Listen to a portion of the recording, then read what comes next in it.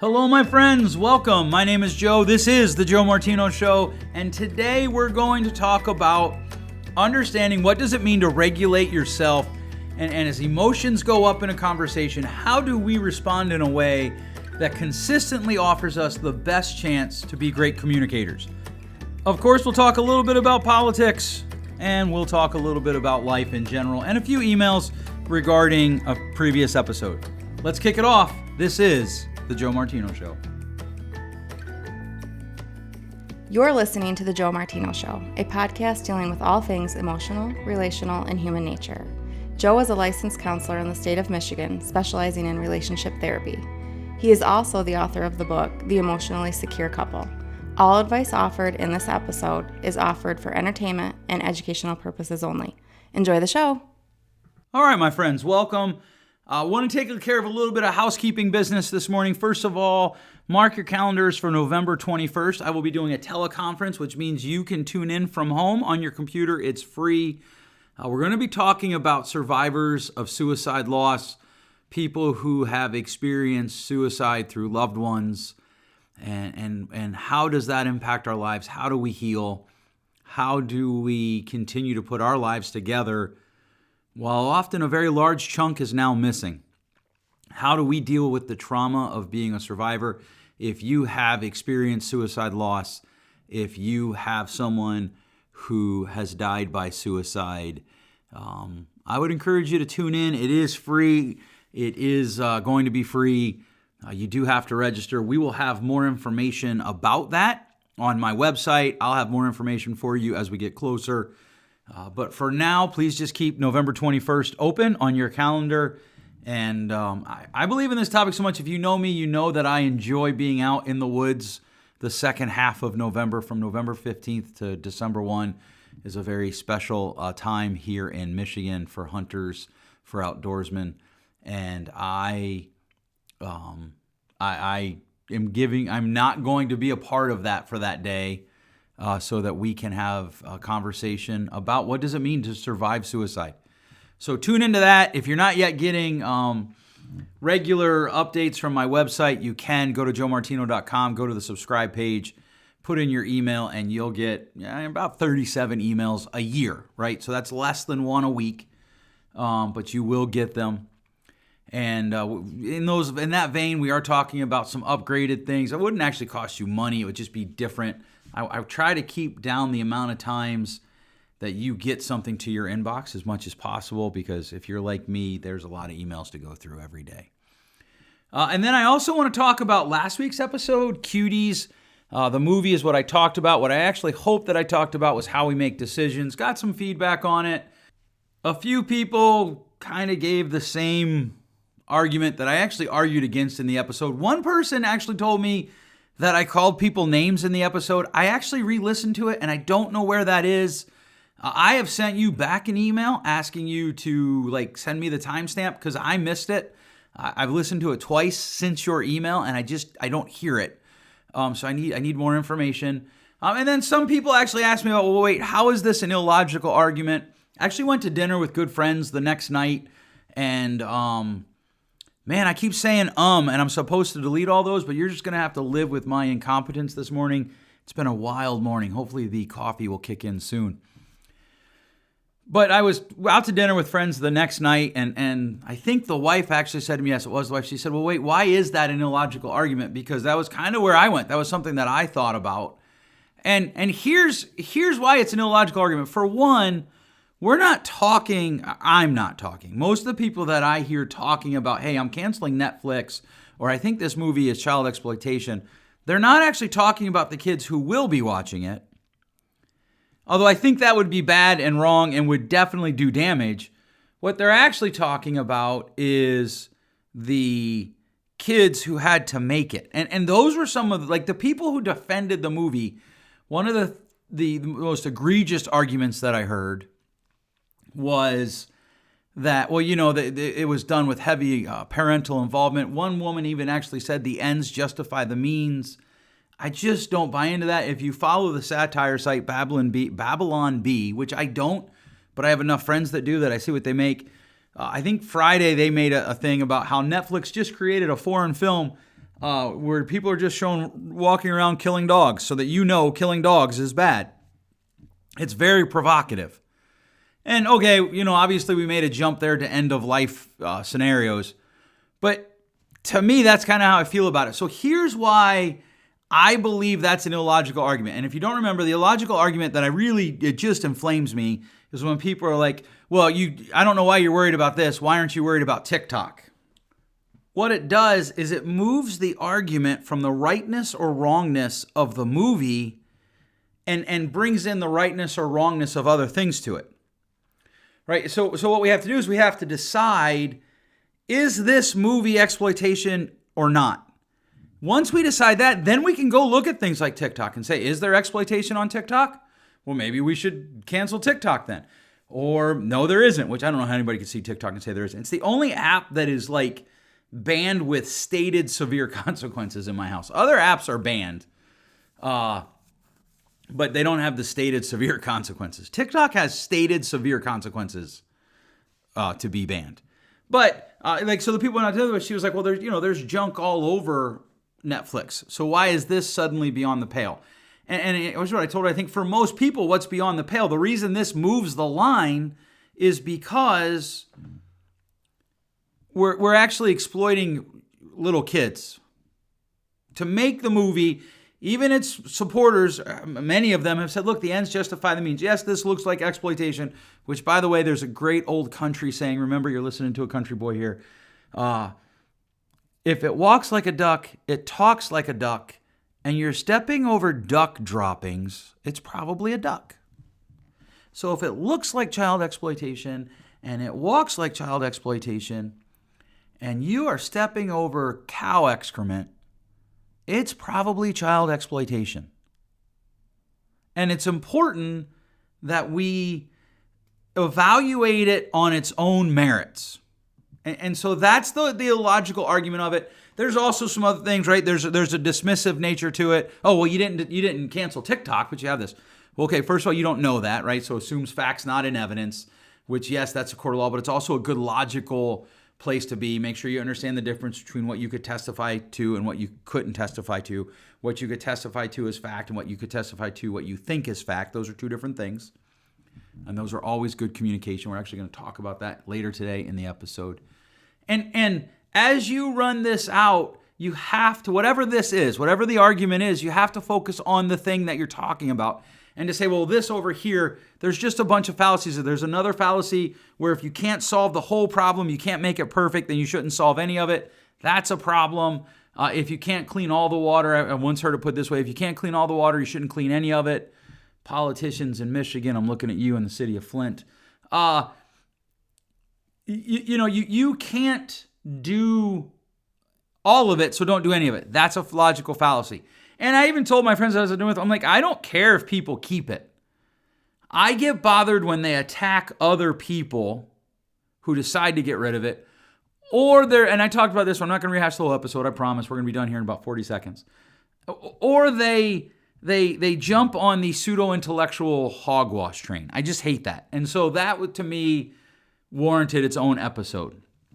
What I want to talk about today is how do we know when we should engage in good mirroring? And if you've been following me for a while, mirroring is the ability to catch what someone says and reflect it to them, right? How do freedoms in conversation work? And so I want to talk about that today. And that's really what we're going to talk about, but I did want to touch on those things. If you have more questions about anything, please feel free to email me. Feel free to email me at joe@joemartino.com, joe@joemartino.com. You can find me on Facebook and send me a message. I will tell you, if I don't know you, I would prefer email, but I get it. Some people don't do a lot of email and they're more comfortable with Facebook Messenger. So be it. All right, let's talk about communication this morning. I love talking about communication. There's actually so many things I want to talk about in this episode. There's so many episodes that I want to get out. I was out to lunch yesterday with a friend, and he asked me, he said, do you struggle to get content? And content ideas. And I was like, I have zero struggle for content ideas. I have a long list of content that I want to get out. I actually feel like I need to take a week off from seeing clients, maybe 2 weeks, to just record podcasts, but I won't do that. All right, let's talk about mirroring communication and how you can be a better communicator even under the most stress and duress that you could ever feel in a conversation. And I want to frame this conversation for you. I hear a lot, when I'm out and about, I hear a lot of conversation about, why do you think, Joe, as a therapist, why do you think that we can't have conversations about politics today? Why do you think that if people have disagreements, it tends to get ugly? So people don't talk about politics. And I think there's a lot of reasons for that. For one, I think we've mislabeled unity.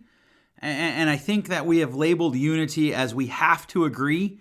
And if we don't agree, there isn't a place where okay, you get to say your part. I'll just pick something silly. I'm a Ford guy. I like Fords. Let's say you like Honda. And one of my favorite jokes for people that I am comfortable with, I'll say, if you want to buy a Honda, that's fine. They make great lawnmowers. If you want to buy from a lawnmower company, so be it. And they laugh and I laugh. And then they say something like, well, Ford stands for Fix or Repair Daily or Found on Roadside Daily. Usually they'll say side of road. And I'll always laugh. I'll be like, well, where's the S? Right, and we have fun and it's okay. But let's just say that conversation went bad. Part of the reason that goes bad is because, I can say, well, I like Ford because, and these are the things that I like about it. And they could say, well, I like Honda because, and these are the things I like about it. And we would probably be okay. The problem is when we move to politics, my Trump supporting friends can't say, well, I like Trump because, without bringing up their enemy. And I'll use that word with some trepidation. But I get the distinct impression that that's how they feel. And my Biden supporting friends can't bring up why they're voting for him without bringing up their enemy. In fact, most of them, what catches me off guard is a lot of times, a lot of my Trump friends, it's not even like, hey, I'm voting for Trump. It's just I'm voting against Biden. And my Biden supporting friends, it's not that I'm voting for Biden. It's I'm voting against Trump. And those aren't actually very good arguments. Sometimes they can be, but I want to know, why do you think, because here's the thing, it's like saying, okay, well, I'm not going to eat that. Yesterday I had a terrible experience. I accidentally drank some coffee that had some spoiled creamer in it. Not a lot, but it was gross. But that's like saying, okay, well, I shouldn't drink that. That's bad. So I'm going to go over here and I'm going to spray Lysol down my throat. That doesn't work, right? So whoever you're voting for, whatever policies you support, whatever candidate you support, it should be about why you support them. And then as we lean into that, right, we can have unity because you can believe what you believe and I can believe what I can believe. And I believe there are people that have strong political opinions that disagree with some of my strong political opinions. And very, very, very rarely do I think this person just wants to ruin the world. They just believe getting to best looks different than what I believe getting to best looks like. And so I actually think that's real unity, and that's how we have conversations of disagreement. And then I think another thing is we've not developed the muscles in very many adults at all, and certainly not our younger generation. We've not developed the muscle of being questioned about facts, about sourcing your statements. Is this just an opinion? Is this just an emotion? Or is it a fact? And we've elevated emotions very high. And so when, somebody says, for instance, I was having a conversation with someone this weekend and they made a statement about something that President Trump did. And so I pulled out my phone and I Googled it. And I'm like, hey, I can't find anything, even on the news sites that hate Trump. I can't find anything that say this happened. And this thing that you're sharing with me is pretty egregious, pretty holy cow. Do you have any links for me? Do you have any sources for me? This is a face-to-face conversation, so it wasn't like I was expecting it right then. But they pulled out their phone, couldn't find anything. Now, to this person's credit, they didn't get mad at all. They were like, no, I don't know. Something I heard on the radio. I'm like, okay, well, if you find it, let me know. I got a text from them, this morning. No, I actually can't find anything. I don't know where it was. I don't know what that means. Okay, that's fine. That person didn't get mad. But my experience is, and my experience is anecdotal, but when I talk to other people, I find that their experience is as well, that a lot of people will get really angry when they are questioned about sourcing their facts. They get very upset when they are questioned about sourcing their statements. Like, okay, well, Joe Biden did this. Awesome. Do you have a link? No. Well, then that doesn't help me. I once had a person tell me that I was the president of a board, and I had a person who wanted to come in and present her stuff, which is fine. And she did. And we were talking. And then I don't remember why her and I ended up having an in-person meeting to discuss some things. And she said, hey, I just want you to know that some people have complained to me about this thing. And I was like, oh, who? Well, I don't want to tell you their names. Okay, then they don't exist. Because I can't run down innuendo and rumor. And a lot of how we argue is innuendo and rumor. I was talking to a guy this week, not about politics, but he's super smart. I hate that I use super as a modifier there. That isn't actually how that works. But he's very smart.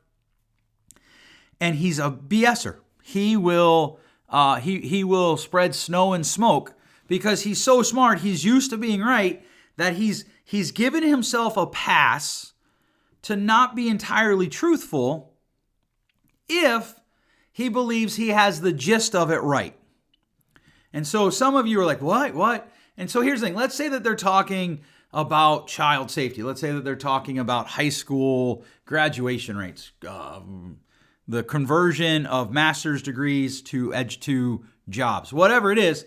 If he believes the gist of his argument is right, he's willing to shade the truth or to state something as fact that he's pretty sure he couldn't prove. And so I'm pretty good at processing data. And so a lot of times I'll say to him, well, okay, do you have a support for that? Can you tell me somewhere where that happened? I've not heard of this, and I've spent quite a bit of time researching it. Help me understand what's going on. Like, how did you get there?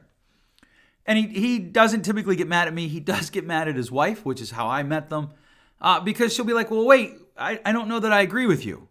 And because he feels either he's caught or who is she to question him, I don't know, there's a host of emotions he could be having, he tends to react strongly. And that's the moment where freedom of communication should be self-regulated severely. Right? So what I'm trying to do here is transition from the politicians conversation or the politics conversation, because when this episode drops, there's going to be a debate the night before. It's also National Podcast Day, all sorts of interesting things happening on the day that this episode will originally air.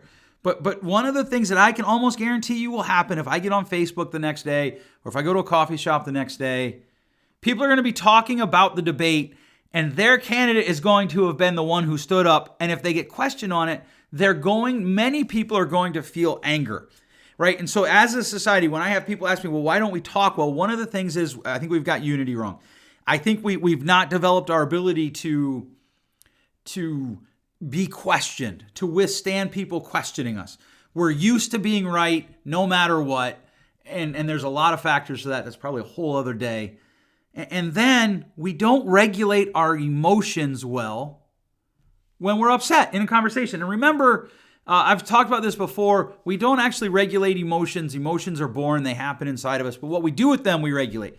We actually regulate, one of my favorite phrases, the somatic expression of our emotions. In other words, we regulate our behaviors. And so being mad isn't a bad thing. Being upset isn't a bad thing. Being frustrated that somebody else is voting differently than you isn't a bad thing. Treating them poorly because they vote differently than you is. And even this, I hear people say, well, they get what's coming to them. God, do we really want a society where everybody gets what's coming to them? I don't. I'll be honest with you. I don't. I do not want a society where I get everything that's coming to me. I look back at my youth and I'm like, oh my goodness, what was wrong with you? And I look back at situations that I handled poorly. And sometimes the person around me was handling it poorly too. But I don't control them. I own myself. I have to live in my own world, my own body, my own flesh. And so, do we want that world? And so it's when we find ourselves being with high emotions, we have to regulate ourselves. And one of the ways we do that is with mirroring. If you remember, mirroring is where you catch what the person's saying and you reflect it back to them. So communication involves at its most broad spectrum, two core ingredients are facts and feelings. What happened and what is my brain telling me about what happened? It's what you experienced, that's the facts, and what your brain is telling you about what you experienced. That's often the source of the feelings. And so good communication covers facts and feelings. Good mirroring catches those facts and feelings and reflects them. It pushes them back to the other person and says, hey, here's what I think you said about what you experienced and how you felt about it. Is that accurate? It positions it as though we could be wrong. Good mirroring seeks to understand the other person at a higher degree than it seeks to have the other person understand you. It pushes you to try to understand the other person above you trying to get them to understand you. And this is what kind of became the impetus for me thinking about this episode. I was doing premarital education for a couple. You might know it as premarital counseling. Not necessarily a big fan of that term. Host of reasons why. Another day, one of my mentors kind of put me onto that idea. But we were doing it, and we were talking about mirroring, and the young lady said to me, she said, well, when do you get to make them hear you? And of course, the answer is you don't. And so that was very troublesome. We actually spent, I think, 3 weeks on that. And you don't get to make someone else hear you because that's on your square. You don't control whether or not they hear you. You only control what you do. But your chances go up significantly if you try to create a safe space for them. And I know that's a hot phrase today that gets a lot of gets a lot of hate. Imagine if I could talk. It's a good thing I'm not in a profession that requires talking. But if you can get, there's my ADHD. If you can get to a space where you have created safety between you and the person, your chances of being heard are much greater. If you convince them that you're not out to destroy them, that you're actually not out to make fun of them, that you're not out to laugh at them, that you're not out to look at them with a face like, oh my goodness, how can you believe that? And actually that you care about them, they will be more likely to listen to your side. And this is something that we lose in couples. It's something that we lose in society. It's something that we lose in parent-child conversations. We tend to want to win and be right more than we want to be reconciled to the other person.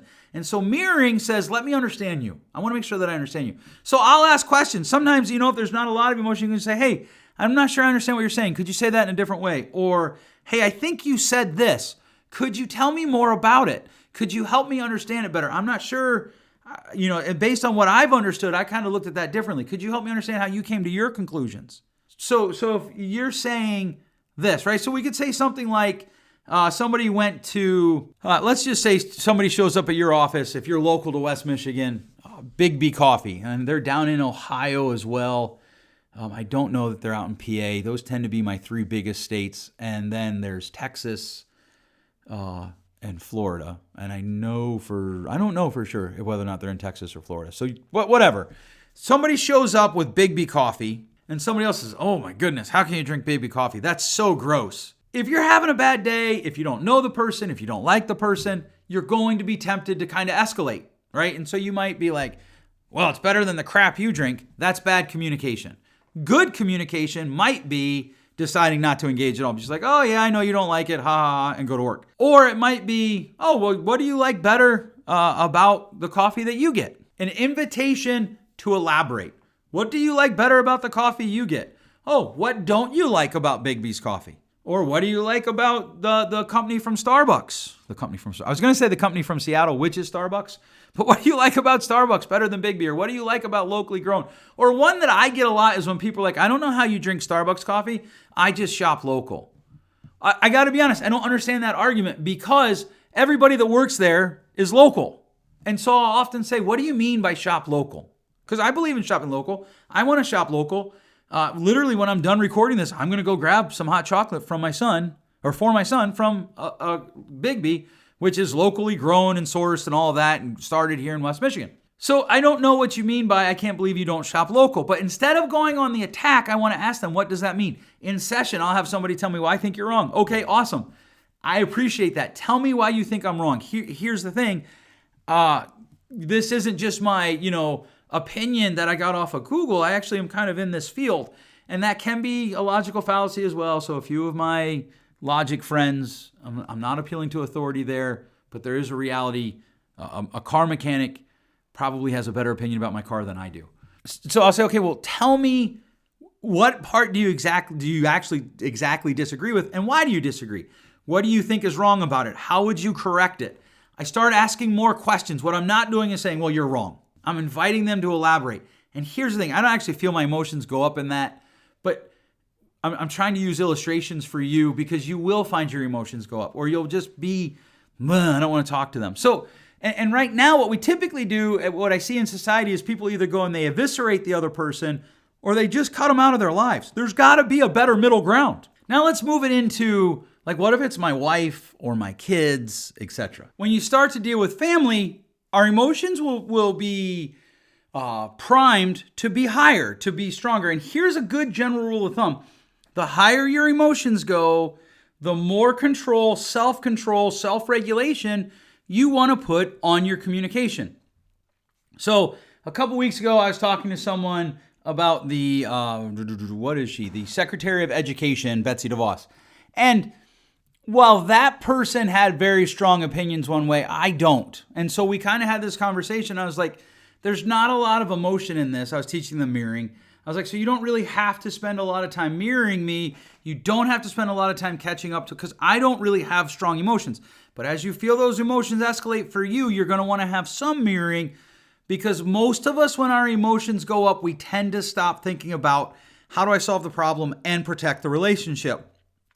And so as we lean into that, as we move forward into that, mirroring is important. Good communication skills, catching what they're saying. So this is what you experienced and this is what you felt about it, and passing it back to them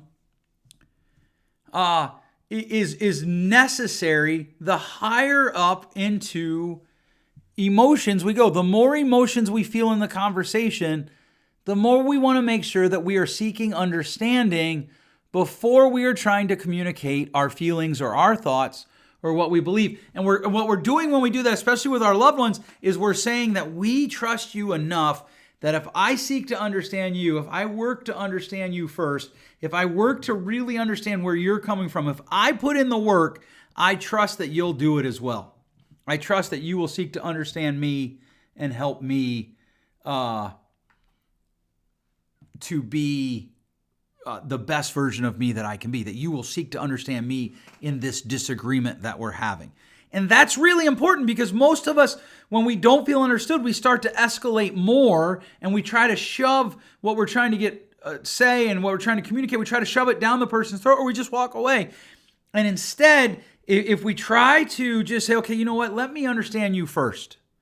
Let me really dig into understanding what you're saying, what you are experiencing, what your brain is telling you about what you're experiencing. You might ask questions like, okay, so if I hear you right, you're saying that I'm not being a very good husband to you in this way. What would it look like to you for me to do that? And instead of just saying, oh, I can't do that, say, okay, well, what would that look like? So, and here's an example of how I did it poorly a number of years ago. I was an athletic director for a number of years. And I keep saying today. I apologize. But I was an athletic director a number of years ago, and I had a cheerleading coach that, I'll just be honest, we didn't get along. I didn't really appreciate her. She didn't really appreciate me. I didn't fit well into the culture of the school. It was a private school. And private schools tend to have problems that are unique to private schools. We'll just leave it at that. And this cheerleading coach and I didn't get along very well. We never fought. We never argued. We viewed the world differently. And so I asked her, and I'm like, hey, what do you need for the upcoming year? And literally everything that she wanted, I couldn't do. And I knew that. But I led with that. So I was like, well, we can't do that. I can't do that. I can't do that. I can't do that.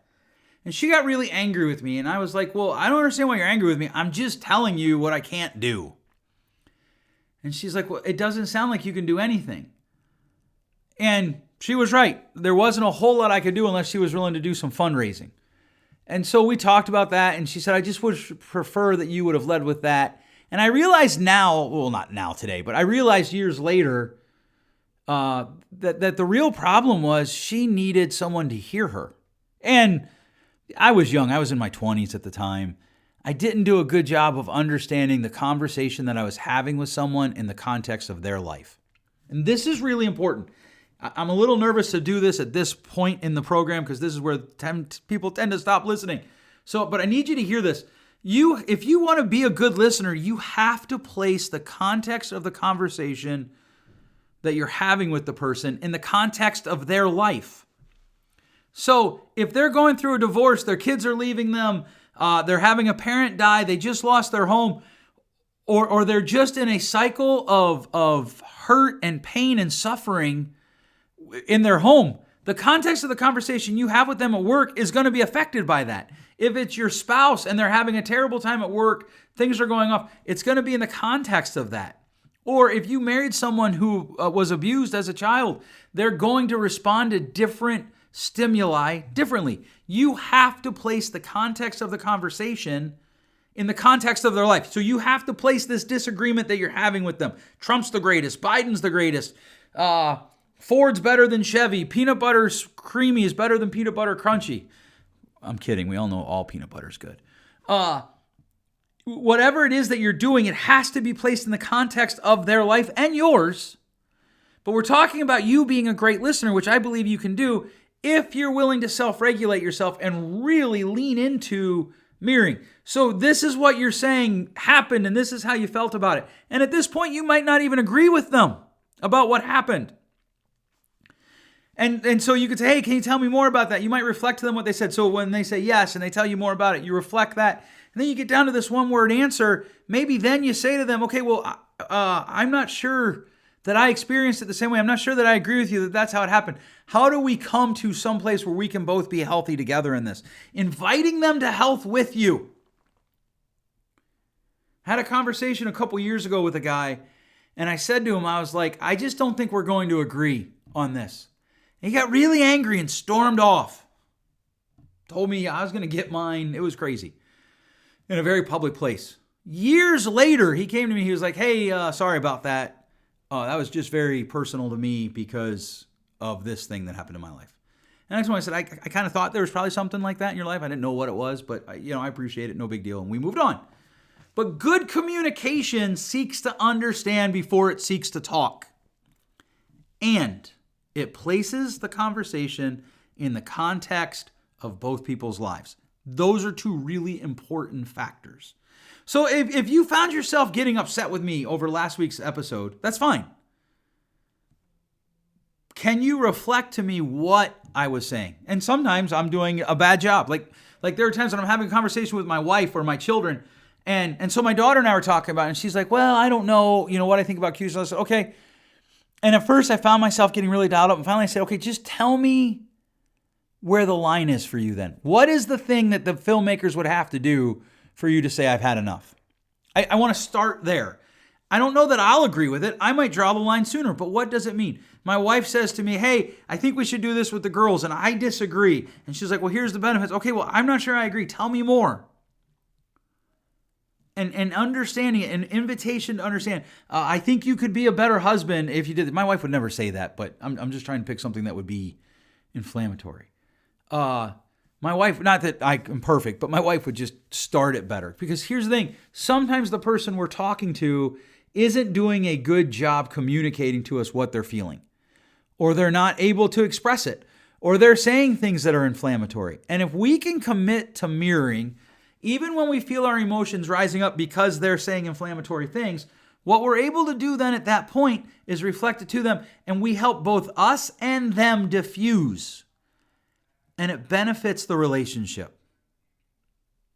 All right, I hope this all makes sense to you. I hope it's something that you take today, that you can take literally right from listening to this episode, and you can start applying it to your conversations. Thanks so much for listening. I know you could do anything with the time that you spend to this. Thank you so much. The people who have been reaching out and telling me, hey, I've been binging your podcast, I appreciate it. I would encourage you, please share that with your friends. Share it on your social media. The best way that I have to share the information that I'm trying to put out there is through you, the listener, sharing it with your friends. Thanks so much for listening. We'll catch you next time. Thanks for listening. If you enjoyed today's show, please share with a friend. And hey, give us that rating in your podcast store. Until next time, change possible.